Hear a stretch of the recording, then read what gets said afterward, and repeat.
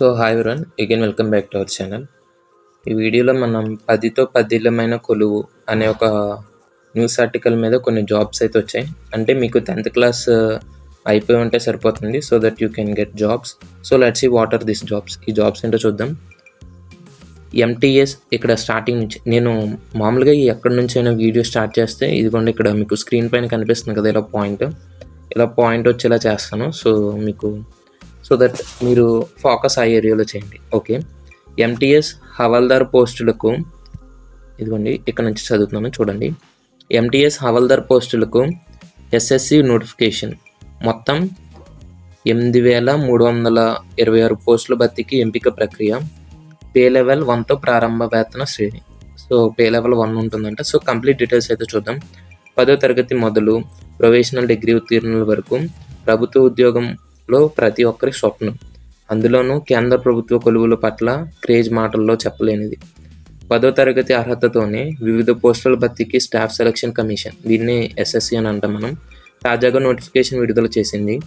దీని ద్వారా కేంద్ర ప్రభుత్వ శాఖల్లో మొత్తం అరౌండ్ 8,300 వరకు పోస్టుల భర్తీకి ఎంపిక ప్రక్రియ చేపట్టనుంది. ఈ నేపథ్యంలో ఎస్ఎస్సి ఎంటీఎస్ మల్టీటాస్కింగ్ స్టాఫ్ హవాల్దార్ నోటిఫికేషన్ను 2024 వివరాలు, ఎంపిక ప్రక్రియ, పరీక్ష విధానం, ప్రిపరేషన్ తదితర వివరాలు. సో కంప్లీట్ డీటెయిల్స్ అయితే చూద్దాం. భారీ సంఖ్యలో పోస్టులు. సో మేబీ అది మనకు అక్కర్లేదు అనుకుంటాం. మనకి ఏదైతే కావాలో అది మాత్రమే చూద్దాం. తెలుగు రాష్ట్రాల్లో 242 పోస్టులు. సో అవి చూద్దాం, కొంచెం మనకి యూజ్ అవుతుంది అనుకుంటా. సో మీరు ఒకవేళ చేయాలనుకుంటే ఇక్కడ నేను వీడియోని ప్రతి ఏరియా దగ్గర ఒక 1 or 2 seconds స్టాప్ చేస్తాను. ఒకవేళ మీకు అక్కడ ఉన్న ఇన్ఫర్మేషన్ తెలియాలనుకుంటే మీరు వీడియోని పాస్ చేసి చూసుకోండి. సో ఇక్కడ చూద్దాం. తెలుగు రాష్ట్రాల్లో 242 పోస్టులు. స్టాఫ్ సెలక్షన్ కమిషన్ ఎంటీఎస్ హవాల్దార్ నోటిఫికేషన్లో తెలుగు రాష్ట్రాలకు సంబంధించి ఆంధ్రప్రదేశ్లో 61 ఎంటీఎస్ పోస్టులు, విశాఖపట్నం సిజిఎస్టీలో 60 హవాల్దార్ పోస్టులు ఉన్నాయి. తెలంగాణలో 63 ఎంటీఎస్, హైదరాబాద్ సిజిఎస్టీ 58 హవాల్దార్ ఖాళీలను భర్తీ చేయనుంది. సో ఓవరాల్ ఏపీఎన్టీఎస్లో కలిపి అరౌండ్ 242 జాబ్ నోటిఫికేషన్స్ ఉన్నాయని అయితే వీళ్ళు చెప్తున్నారు. మొత్తంగా 242 పోస్టులను ఏపీ, తెలంగాణకు కేటాయించారు. అభ్యర్థులు దరఖాస్తు సమయంలో తమకు ఆసక్తి ఉన్న రీజియన్, పోస్టులను ప్రాధాన్యత క్రమంలో పేర్కొనాలి.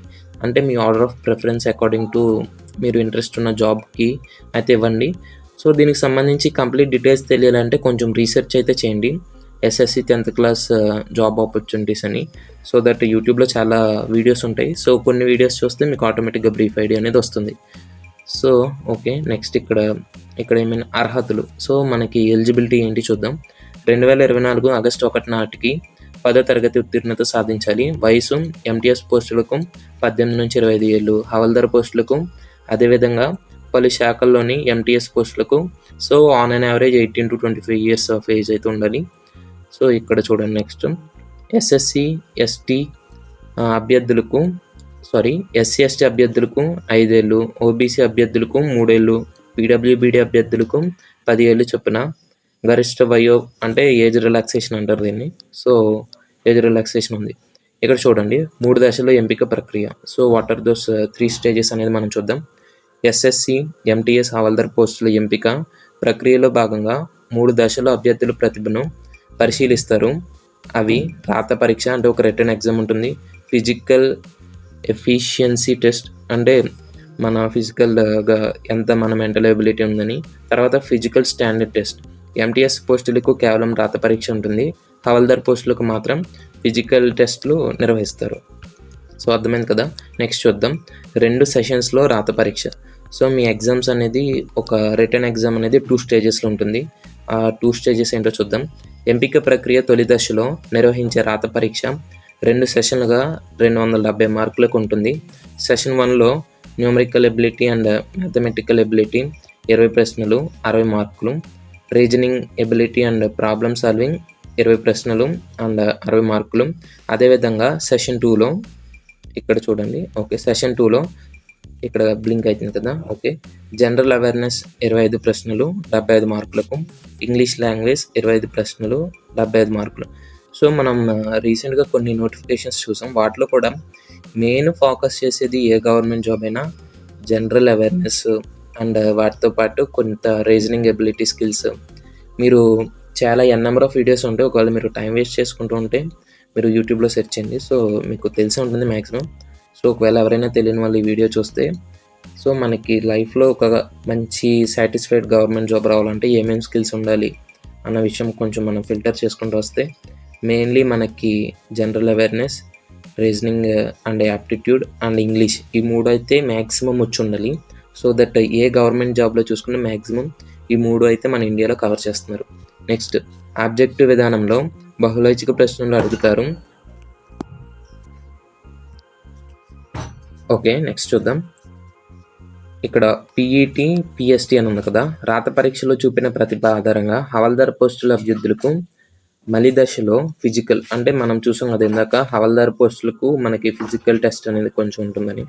సో ఆ ఫిజికల్ టెస్ట్ ఏంటో ఇక్కడ చూద్దాం. ఓకే, ఫిజికల్ స్టాండర్డ్ టెస్ట్లను నిర్వహిస్తారు. ఫిజికల్ ఎఫిషియన్సీ టెస్ట్లో భాగంగా నడక పరీక్ష ఉంటుంది. సో ఫస్ట్ మీరు వాక్ చేయాలి వాళ్ళ ముందు. తర్వాత ఇందులో పురుష అభ్యర్థులు 1600 మీటర్లను 15 నిమిషాల్లో, మహిళా అభ్యర్థులకు 1 కిలోమీటరు దూరాన్ని 20 నిమిషాల్లో చేరుకోవాల్సి ఉంటుంది. సో జస్ట్ ఒక రన్నింగ్ కైండ్ ఆఫ్ అంతే అది. తర్వాత ఫిజికల్ స్టాండర్డ్ టెస్ట్ ఏంటంటే central board of indirect taxes and customs, సెంట్రల్లో బ్యూరో ఆఫ్ నార్కోటిక్స్లో హవాల్దార్ పోస్టుల అభ్యర్థులకు ఈ పరీక్ష నిర్వహిస్తారు. ఇందులో భాగంగా నిర్దేశిత శారీరక ప్రమాణాలను కలిగి ఉండాలి. సో ఇదైతే మనం ఏం చేసేది లేదు. పైదైతే మనం రన్నింగ్ బట్టి ఉంటుంది. సో కింద మనకు ఆల్రెడీ ఉన్న బాడీ పోస్టర్స్, సంథింగ్ ఒక హైట్, ఇటువంటి చెస్ట్ సైజ్, ఇటువంటి వాటన్నిటిని బేస్ అయితే ఉంటుంది. సో శాలరీస్ అవన్నీ కూడా మనం చూద్దాం. నెక్స్ట్ వచ్చేసి ఇది కనీస అర్హత మార్కులు. సో మినిమం క్వాలిఫైయింగ్ మార్క్స్ ఎంతంటే రాత పరీక్ష నుంచి అభ్యర్థులను తదితర దశకు ఎంపిక చేసే క్రమంలో కనీస అర్హత మార్కుల నిబంధన విధించారు. సో మినిమం మార్క్స్ అంట. ప్రతి సెషన్లో ఓపెన్ కేటగిరీ అభ్యర్థులు 30%. సో మనకి 2 సెషన్స్ ఉన్నాయి కదా, దాంట్లో ఒక సెషన్లో 30% ఆఫ్ మార్క్స్ అనేది మినిమం కట్ ఆఫ్. తర్వాత ఓబీసీ, పీడబ్ల్యూబీడీ సంథింగ్ వాళ్ళకి 25% అండ్ ఇతర రిజర్వ్డ్ కేటగిరీ అభ్యర్థులకు 20% మార్కులు పొందాల్సి ఉంది. అదేవిధంగా సెషన్ 1లో కనీస అర్హత మార్కులు సాధిస్తేనే సెషన్ 2 పేపర్లు మూల్యాంకనం చేస్తారు. అంటే సెషన్ 1 అనేది ఒక క్వాలిఫైయింగ్, అండ్ దాంతోపాటు ఆ క్వాలిఫై పేపర్ మనం బాగా రాస్తే దాంట్లో క్వాలిఫై అయిపోతే సెషన్ 2లోకి మనం వెళ్తాం. సో ఇక్కడ ప్రారంభ వేతనం అని ఉంది, అంటే స్టార్టింగ్ శాలరీ ఎంత అనేది చూద్దాం. ఎంపికైన అభ్యర్థులకు ప్రారంభంలోనే పే లెవెల్ 1తో అరౌండ్ 18,000 నుంచి 60,000 వేతన శ్రేణిలో నెల వేతనం అందుకోవచ్చు. బేసిక్ పేతో పాటు ఇతర అలవెన్సెస్లు కూడా లభిస్తాయి. దీంతో పాటు అర్హతలు పెంచుకుంటూ సంబంధిత డిపార్ట్మెంట్లు నిర్వహించే పరీక్షల్లో ఉత్తీర్ణత ఆయా శాఖల్లో సెక్షన్ ఆఫీసర్, సూపరింటెండెంట్ స్థాయికి చేరుకునే అవకాశం ఉంది. సో ఎగ్జామ్స్ ఉంటే మీరు వన్స్ దాంట్లో జాబ్ వచ్చిన తర్వాత సో దట్ మీకు ఇంకా హై లెవెల్కి వెళ్ళడానికి ఛాన్సెస్ ఉంటాయి. So let's see the main dates చూద్దాం. ముఖ్య సమాచారం, దరఖాస్తు విధానం. సో మీరు ఆన్లైన్లో అప్లికేషన్ పెట్టుకోవచ్చు. ఇంటర్నెట్ సెంటర్కి వెళ్ళి ఆన్లైన్ దరఖాస్తు చివరి తేదీ so July 31st is the last date for this online application. Online fee చెల్లింపు చివరి తేదీ. సో ఆన్లైన్ అప్లికేషన్ ఫీజు అనేది అరౌండ్ 8th అదే నెక్స్ట్ మంత్ 1st కల్లా మీరు సబ్మిట్ చేయాలి. దరఖాస్తు సవరణకు అవకాశం. సో అప్లికేషన్ ఎడిట్ చేసుకోవడానికి August 16, 17 డేట్స్ అనేవి ఉంటాయి. కంప్యూటర్ బేస్డ్ టెస్ట్ తేదీ మీకు ఆన్లైన్ ఎగ్జామినేషన్ అనేది అక్టోబర్ లేదా నవంబర్లో నిర్వహిస్తారు.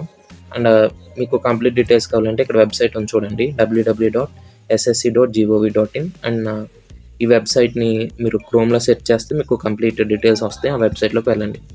ఇక్కడ మనం కొన్ని చూద్దాం. రాత పరీక్షల్లో రాణించేలా. సో ఇదైతే నేనేమి చదివి వినిపించను, కానీ మీరు వీడియోని పాస్ చేసుకుని అయితే చూసుకోండి. ఎందుకంటే దీంట్లో పెద్ద మెయిన్ ఏమి ఉండదు, జస్ట్ మీకు యూజ్ అయ్యే టిప్స్ అయితే ఉంటాయి. So this is for this today's video. If you have any doubts let me know in the comment section. Thank you guys, by.